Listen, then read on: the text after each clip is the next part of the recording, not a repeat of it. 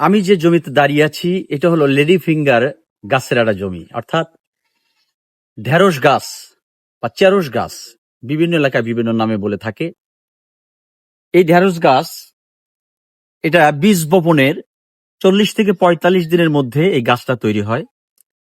এই গাছটা 40 থেকে 45 দিনের পরে এই গাছে ফুল হয়।